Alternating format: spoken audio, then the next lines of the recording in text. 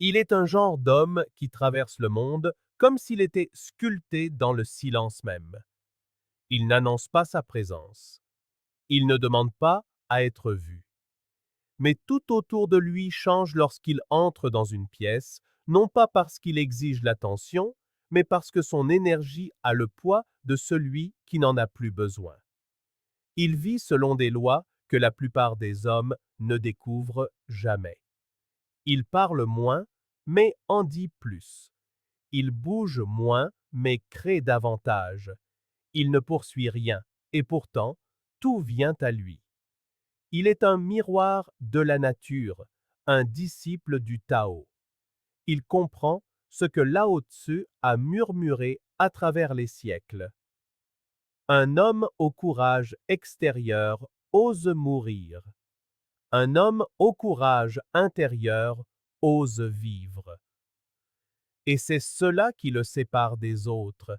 Il ose vivre sans attachement, sans validation, sans courir après des choses qui s'effondrent sous leur propre poids lorsqu'on les saisit trop fort. Les autres hommes sont en mouvement. Lui est immobile. Les autres réagissent. Lui observe. Les autres hommes se battent pour attirer son attention. Lui passe son chemin, totalement impassible. Et c'est là que tout commence. C'est là qu'elle se met à le remarquer. Non pas les mots, non pas les regards, non pas l'effort, mais l'absence, le calme, la maîtrise de soi. Elle commence à se demander pourquoi il ne la poursuit pas, pourquoi il n'essaie pas, pourquoi il n'a besoin de rien. Parce que les femmes ont vu des hommes essayer. Elles les ont vus se vendre, présenter leurs meilleurs angles, en faire trop, trop expliquer, surcompenser. Mais elles ont rarement vu un homme qui soit déjà complet sans elles, pas insensible à elle, mais non plus altéré par sa présence. Cet homme n'évite pas l'amour, il n'en est simplement pas affamé, il n'est pas fermé, il est sélectif, il n'est pas froid, il n'est tout simplement pas fait pour tout le monde, car il a bâti une vie qui n'a pas besoin d'elle pour avoir un sens. Il a cultivé la solitude jusqu'à ce qu'elle devienne paix. Il a transformé le silence en force et elle peut le sentir. Elle sent que son esprit n'est pas un terrain vague sur lequel n'importe qui peut construire. Elle sent que les portes de ses émotions ne se déverrouillent pas avec des sourires ou des compliments. Elle sent que même si elle obtenait son attention, cela lui coûterait quelque chose de réel. Car il n'est pas alloué, il n'est pas gratuit, il n'est pas disponible en gros. Il est une ressource rare dans un monde accro à l'accès facile. Et cette rareté crée de la valeur. Elle crée du mystère. Elle crée le désir de conquête. Et le plus dangereux, il ne fait rien pour créer ces choses. Il les est tout simplement. Il est cet homme rare qui est devenu entier avant d'être désiré. Et c'est cela, plus que tout, qui le rend inoubliable. Il ne s'agit pas de prétendre être quelqu'un que l'on n'est pas. Ce n'est pas un jeu où l'on retient son affection, où l'on utilise le silence comme appât, ou où l'on joue à se faire désirer. Car l'homme dont nous parlons ne retient rien. Il ne s'offre tout simplement pas là où il n'est pas sincèrement mu à donner. Sa retenue n'est pas une stratégie, c'est un instinct. Il ne parle pas pour meubler le silence. Il ne répond pas à la pression. Il ne distribue pas son énergie comme des cartes de visite.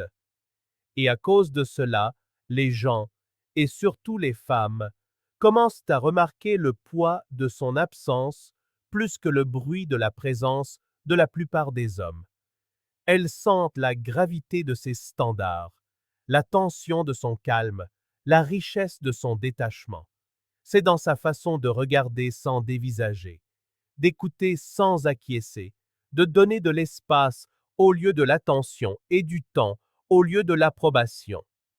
Il ne calcule rien. Il n'observe pas pour voir l'effet que cela produit. Il n'a pas besoin de la réaction d'une femme pour valider ses choix, car ses choix sont enracinés dans quelque chose de plus profond que le désir. Ils sont enracinés dans la discipline, la mission, la vision. La plupart des hommes se dirigent vers les femmes comme si la proximité équivalait à l'intimité, comme si être près d'elles, répondre rapidement, aimer ses publications, être disponible, allait lui gagner sa loyauté ou son désir. Mais l'homme aligné avec le Tao sait que le désir ne fonctionne pas ainsi. Le désir vit dans la distance, dans l'attente, dans les questions sans réponse. Lao Tzu a écrit « Pour tenir, il faut d'abord ouvrir la main, lâcher prise. » Et cet homme, il lâche prise sur le résultat. Il ne manipule pas les émotions, car il n'a aucun désir de contrôler ce qui ne lui appartient pas. Il ne cherche pas la connexion, car il en a déjà bâti une avec lui-même. Il ne poursuit pas ce qui fuit, car tout ce qui le fuit est déjà perdu. Vous devez comprendre qu'il n'existe aucune technique plus puissante qu'une paix intérieure authentique, aucune tactique plus efficace qu'une indifférence réelle, aucun signal plus enivrant pour une femme que la prise de conscience qu'elle est curieuse d'un homme qui ne ressent aucun besoin d'être compris. Elle commence à se demander « Pourquoi est-il si libre? Pourquoi n'a-t-il pas besoin de moi? Que sait-il que j'ignore ?»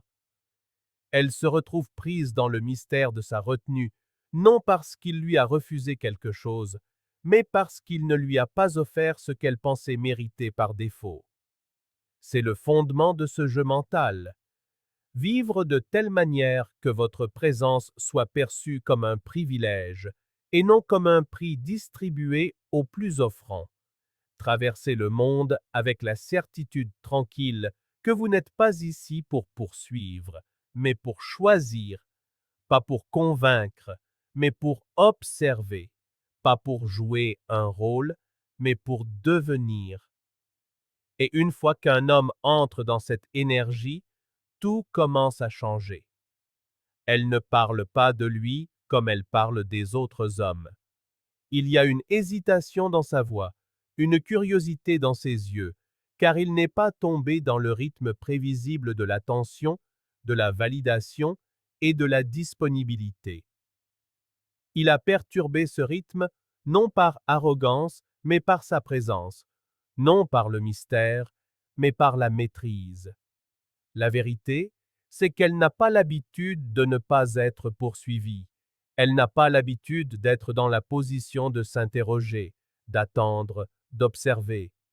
Mais maintenant, elle l'est, parce qu'il lui a donné quelque chose de rare, de l'espace. Pas le genre d'espace qui disparaît, le genre qui s'étend, le genre d'espace qui rend son monde un peu plus silencieux sans lui, qui la pousse à remettre en question ses propres réactions, qui la force à regarder à l'intérieur d'elle-même parce qu'il ne gravite plus autour d'elle. Elle se surprend à vérifier sa présence comme la plupart des hommes vérifient la sienne. Elle commence à réfléchir avant d'envoyer un message. Elle demande à ses amis ce que son silence pourrait bien signifier. Elle relit leur conversation non pour se souvenir de ce qu'il a dit, mais pour se sentir proche du silence qui a suivi.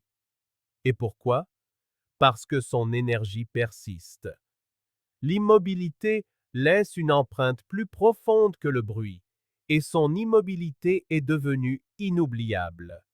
Il ne s'agit pas de créer de l'anxiété en elle. Il s'agit de créer de la valeur en vous. Un homme qui comprend le Tao ne s'épuise pas. Il n'inonde pas les autres d'un accès constant à lui.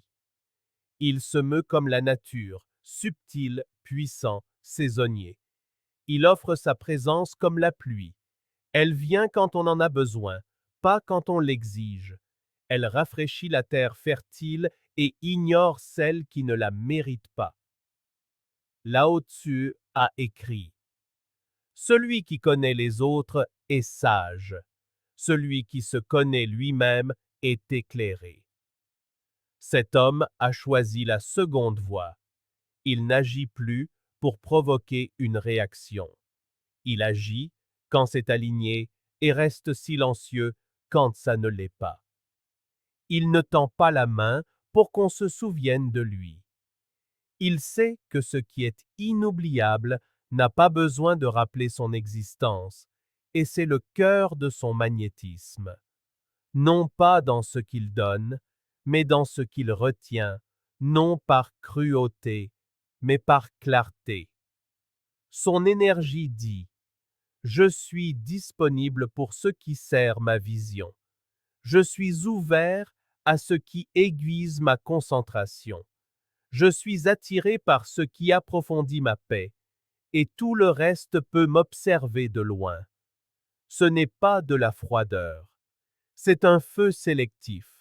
Il est devenu si aligné avec sa direction que tout ce qui ne marche pas à ses côtés lui semble être une distraction. Et au moment où elle réalise qu'il est prêt à marcher seul, c'est le moment où elle commence à se demander: que faudrait-il pour marcher avec lui? Ah, boni batsa. Quand un homme cesse de poursuivre, il ne devient pas passif. Il devient puissant. La plupart des hommes confondent le retrait avec la faiblesse. Mais le vrai retrait, intentionnel, ancré, souverain, est l'acte d'un homme qui connaît si profondément sa valeur qu'il refuse de l'offrir à ceux qui ne peuvent la reconnaître. Il n'évite pas l'intimité, il filtre pour trouver l'alignement. Il n'est pas distant, il est précis, et dans cette précision, elle ressent quelque chose de nouveau. Pas un rejet, mais un défi. Non pas parce qu'il joue à se faire désirer, mais parce qu'il est déjà difficile à obtenir. Non par stratégie, mais par nature. Car ce qui est rare est protégé. Ce qui est puissant n'est jamais bruyant. Ce qui est sacré ne fait pas de publicité. Lao Tzu enseignait que l'eau est la chose la plus douce au monde, et pourtant elle érode la roche. Elle cède, mais ne se brise jamais. Elle contourne la résistance, mais ne cesse jamais de couler. Telle est l'énergie de cet homme. Il n'argumente pas, il ne convainc pas, il ne se bat pas pour ce qui doit être poursuivi. Il s'écoule simplement autour et continue d'avancer. Et quand elle sent cela, quand elle voit qu'elle ne peut ni le déstabiliser, ni le presser, ni l'impressionner pour qu'il se plie à sa volonté, elle réalise quelque chose que la plupart des femmes ne ressentent jamais. Elle est en présence d'un homme qui ne peut être conquis, et ce qui ne peut être conquis ne peut être oublié. C'est là que le jeu mental s'approfondit, car maintenant, elle n'est plus seulement curieuse, elle est investie. Elle ne veut plus seulement être désirée.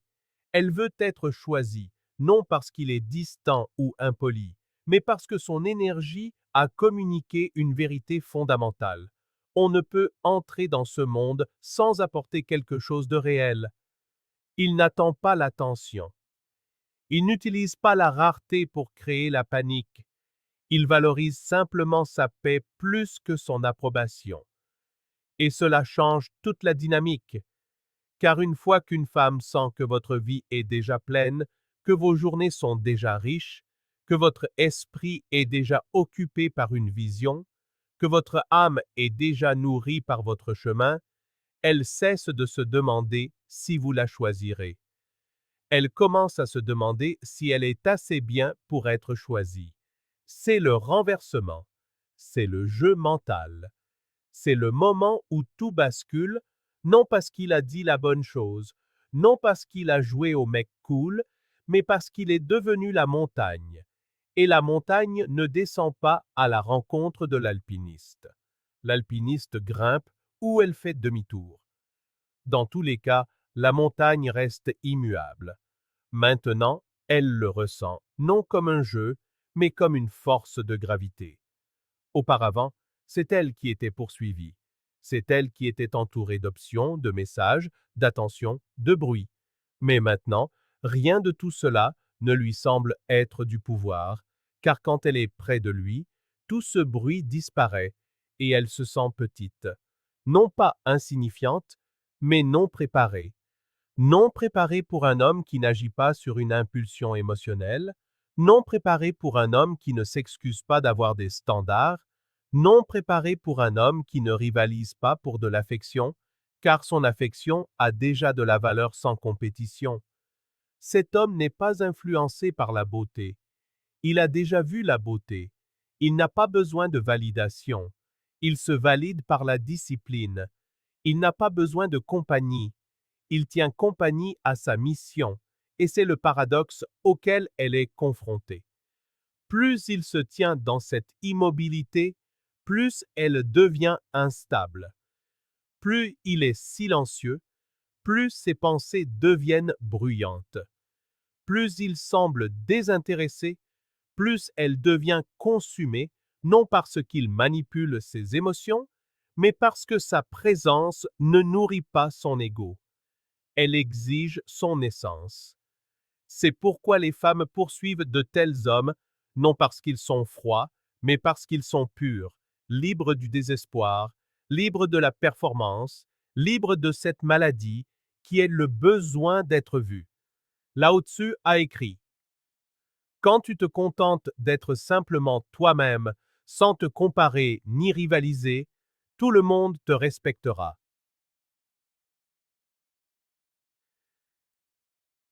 Cet homme vit cette vérité. Il n'entre pas sur le marché du désir avec des tours de passe-passe et des sourires. Il ne passe pas d'audition pour l'amour. Il incarne si pleinement l'amour de soi qu'il ne peut qu'attirer ceux qui aspirent à la paix dans un monde de performance. Sa vie est sa forteresse, sa solitude est son royaume, et la seule façon d'y entrer est par la grâce, par l'alignement, par l'invitation. Elle commence à sentir que le simple fait d'être près de lui a un coût. Ses illusions, son contrôle, ses masques. Et pour la première fois, elle comprend ce que signifie désirer un homme qui n'a pas besoin de la désirer en retour. C'est là que l'obsession commence. Non pas parce qu'il a déclenché ses émotions, mais parce qu'il a révélé ses limites. Et maintenant, elle doit s'élever ou se retirer, car lui ne bougera pas. Il ne suppliera pas. Il ne suivra pas. Il reste immobile. L'homme auquel elle ne peut cesser de penser n'est pas mystérieux par calcul. Il est ancré par nature. Sa confiance n'est pas bruyante, elle est incontestée. Son silence n'est pas vide, il est chargé. Chaque mot qu'il prononce a du poids, car sa vie n'est pas remplie de conversations futiles. Chaque geste compte, car il ne distribue pas son énergie comme des bonbons bon marché. Il a dépassé la performance, le charme, les tactiques, car il a vu ce que la plupart des hommes ne voient jamais. Au moment où vous agissez pour être désiré, vous abandonnez votre pouvoir, et au moment où vous cessez d'avoir besoin d'être désiré, vous devenez le désir. Il n'a aucun intérêt à être aimé, aucun intérêt à être l'homme préféré de tous. Sa présence n'est pas un service, c'est un standard, et ce standard repousse le superficiel tout en magnétisant le rare. Elle commence à sentir qu'elle mérite les moments passés avec lui, non parce qu'il se retient, mais parce qu'il n'offre pas ce qui n'est pas mérité. Et maintenant, le jeu devient intérieur pour elle. C'est elle qui se demande: que voit-il quand il me regarde? Pourquoi je me sens si exposée près de lui? Pourquoi je désire son attention tout en la craignant? Parce que son regard ne flatte pas, il révèle. Il ne lui dit pas qui elle veut être. Il lui montre qui elle est. La plupart des hommes donnent leur attention comme une drogue. Lui la donne comme un miroir, et le miroir ne ment jamais. Lao Tzu a dit, l'homme sage est celui qui sait ce qu'il ne sait pas, et cet homme marche avec cette humilité, non parce qu'il est petit, mais parce qu'il est si puissant qu'il n'a rien à prouver. C'est ce qui la rend obsédée. Il voit à travers ses jeux, il voit au-delà de sa beauté, il écoute entre ses mots, et dans un monde où elle a l'habitude que les hommes poursuivent le fantasme d'elle-même, lui seul reste concentré sur la vérité. C'est ce qui le rend dangereux. Non pas parce qu'il est cruel, mais parce qu'il peut l'avoir sans avoir besoin d'elle. Et cela, pour une femme, est terrifiant, car cela signifie qu'elle ne peut pas séduire son chemin vers son cœur. Elle ne peut pas manipuler son chemin vers son âme. Elle doit s'élever. Elle doit offrir quelque chose de réel, ou le regarder s'évanouir comme la brume, imperturbable, intact, non réclamé. Il n'appartient pas au monde, et c'est exactement pour cela que le monde essaie de lui appartenir. Il ne la gagne pas en parlant plus que les autres. Il la gagne en survivant à leur bruit. Il ne domine pas la conversation. Il devient le silence qu'elle rejoue dans sa tête quand le monde est bruyant. Il ne publie rien pour être vu. Il traverse la vie comme si être vu était un effet secondaire, pas un objectif. Et le temps qu'elle réalise qu'il ne ressemble à personne qu'elle ait jamais rencontré, il est déjà passé à autre chose, non par amertume, mais parce que le fleuve ne s'arrête jamais de couler simplement pour être admiré. C'est la vérité finale. Il ne reste pas pour prouver sa valeur. Il marche, car le mouvement est naturel. Il lâche prise, car s'accrocher est une faiblesse. Il construit, car il est né pour créer, pas pour convaincre. Vous devez comprendre que l'homme qui vit selon le Tao ne mendie pas pour être désiré. Il devient une force que l'on ne peut ignorer.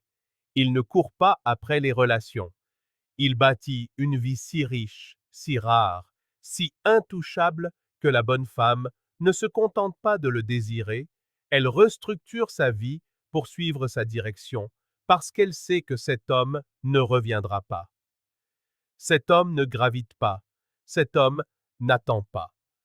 Il n'est pas dépendant de sa présence, il est loyal à son chemin. Et plus il s'enfonce dans ce chemin, plus il devient une légende. En fin de compte, ce ne sont pas les tactiques, ni le jeu, ni l'image, c'est l'alignement. Quand vous devenez l'homme qui n'a besoin de rien, le monde vous offre tout. Elle ne le poursuit pas parce qu'il l'a fait se sentir spécial. Elle le poursuit parce qu'il lui a fait sentir quelque chose de sacré, quelque chose qu'elle n'avait jamais ressenti auparavant. Une immobilité qui a brisé son chaos, un standard qui a éveillé son respect de soi, une puissance qui l'a appelé à s'élever ou à être oublié. Il est l'épreuve, la montagne, le feu imperturbable marchant dans la tempête. Et les hommes comme ça, on ne les trouve pas, on les suit. Si ce message a touché quelque chose de profond en vous, si vous vous voyez devenir cet homme ou si vous l'êtes déjà, aimez cette vidéo. Partagez-la avec quelqu'un qui a besoin de l'entendre. Abonnez-vous à la chaîne pour ne jamais manquer ces leçons. Et si vous croyez vraiment en cette mission, soutenez la chaîne en utilisant le lien dans la description. Chaque soutien aide à alimenter un contenu créé pour des hommes comme vous.